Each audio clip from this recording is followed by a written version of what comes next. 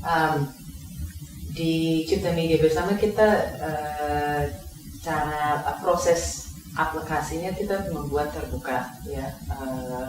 Orang bisa submit aplikasinya online, kemudian aplikasinya bisa dibaca di situ, itu bisa di voting oleh teman-teman atau orang yang suka ide itu, bahkan bisa digarap lagi oleh pihak pemohonnya gitu. Kalau misalnya dia merasa ada perbaikan atau apa. Nah, kira-kira melihat proses itu jalan selama ini, apa keuntungannya maupun ini ya, kekurangannya ya dari proses itu? Saya pikir keuntungannya adalah pertama transparan. Publik tahu mana proposal, ide apa saja yang diusulkan warga, mana yang dipilih, orang bisa menilai. Oh, itu ide bagus. Kalau ada ide bagus yang terpilih, orang juga bisa memberi komentar ke depan. Sehingga ini semacam sebuah demokratisasi sumber pendanaan. Ya. Hal lain yang bagus dari proses ini adalah bahwa orang bisa belajar dari ide-ide yang dibuat oleh orang lain. Mereka bisa semestinya ya, mereka bisa mempelajari aplikasi-aplikasi yang masuk sehingga bisa membuat atau terinspirasi untuk membuat ide baru yang belum digarap orang atau memsempurnakan dari ide-ide yang sudah ada.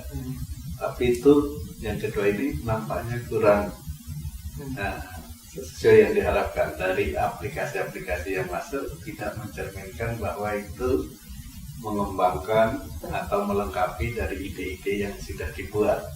Bahkan banyak yang sifatnya adalah pengulangan lah. Semestinya kan kalau dia buat sudah ada yang membuat proyek radio komunitas, dia akan berpikir mengusulkan hal yang belum diusulkan. Oh, ini sudah ada, saya coba hal yang baru. Ternyata tidak. Seperti tidak pernah membaca dan tidak pernah peduli mungkin ada proyek-proyek yang sebelumnya yang sudah diusulkan. Lalu juga ada proses penilaian oleh publik, baik itu memberi suara, memberi komentar. Ini juga hal yang baru. Nah, sebelumnya tidak ada proses pengajuan dana oleh donor funding agency yang mana orang bisa memberi dukungan. Nah, ini juga salah satu bentuk demokratisasi sumber pendanaan ya.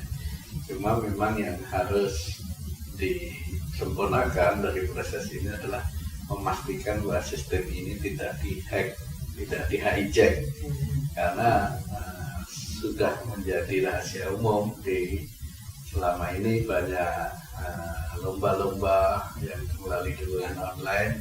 Ada engine yang sering dipakai baik itu berbayar maupun tidak untuk mendukung suatu lomba dalam perlombaan. Terus juga kita harus kritis juga dengan yang disebut suara massa karena belum tentu mereka mendukung itu karena itu dianggap bagus, tapi bisa karena itu dimobilisasi. Tentu ini sah-sah saja dalam proses demokrasi, memobilisasi dukungan adalah hal yang wajar. Tapi kalau menghack itu ada masalah. Dia artinya apa? Dia adalah menghack suatu proses demokratis yang semestinya genuine, itu adalah voting oleh orang, tapi itu oleh mesin. Itu yang nggak boleh. Tapi kalau mobilisasi itu hal yang bagus. Itu bagian dari proses demokrasi.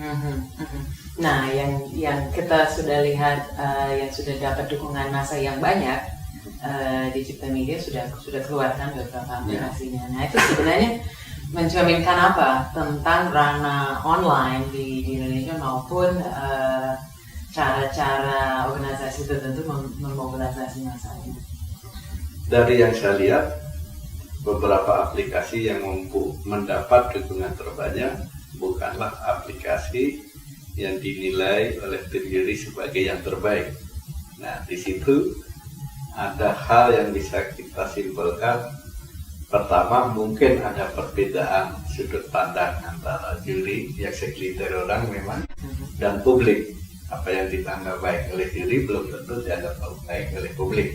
Nah ini hal positif, mungkin menjadi penyeimbang agar juri tidak terlalu subjektif. Mungkin pendapat publik berkata lain, tapi juga itu bisa dimaknai lain. Ternyata juga ada beberapa aplikan yang sebenarnya idenya tidak terlalu bagus tapi punya kemampuan mobilisasi. Hal ini juga membuat mereka bisa menang, karena juga dalam demokrasi orang yang menang belum tentu orang yang baik. Calon presiden yang terpilih belum tentu dia lebih baik dari yang nggak terpilih, tapi dia punya kemampuan untuk mobilisasi, mungkin punya sumber dana, mungkin punya jaringan, mungkin punya mesin politik. Nah, yaitu realitas dari demokrasi saja. Memang pilihan orang pilih suara terbanyak belum tentu memilih yang terbaik. Yang terbaik bisa dipilih oleh orang segelintir, tapi ya itu adalah penyeimbang. Karena kan dari 30 yang lolos tahap pertama, 5 dipilih publik, 25 dipilih juri ya. Anggap saja seimbang. Nah, ini penyeimbang, nanti dilihat hasil akhirnya mana yang lebih bagus, atau bisa jadi dua-duanya bagus. Ini kan baru tahap pertama, nanti di tahap selanjutnya apakah yang didukung publik ini lolos atau tidak, atau bahkan hasilnya nanti setelah proyek ini selesai, siapa tahu ternyata itu yang lebih bagus, impact-nya, dampaknya, atau mendapat respon publik lebih bagus daripada yang dipilih juri. Bisa jadi, karena bisa jadi pembuat proyeknya tahu apa yang diinginkan publik, apa yang akan didukung publik. Kadang-kadang juri tidak tahu, ya. Dia hanya menilai mana yang bagus, mana yang buruk menurut kemampuan juri selama ini. Gitu. Oke, kita udah masuk minggu terakhir ya untuk mengajukan ide aplikasinya. Nah, kira-kira ada nggak ya pesan untuk yang ingin mengajukan proposal dalam yang titik-titik terakhir ini? Ya, terutama yang detik-detik terakhir sederhana aja, harusnya lebih bagus dari yang sudah masuk, karena pembuat terakhir dia punya kesempatan memikirkan lebih panjang, menggarap aplikasinya lebih bagus, mungkin ada riset dulu, mungkin dia minta pertimbangan banyak orang. Kalau ide yang diajukan sama atau lebih buruk dari yang sudah masuk, sebenarnya percuma mengapa mengajukan di hari-hari terakhir, nggak ada gunanya. Malah menghilangkan kesempatan dia untuk mendapat dukungan publik. Nah, mungkin kalau diajukan sebelumnya ada kans untuk mendapat dukungan publik lebih banyak.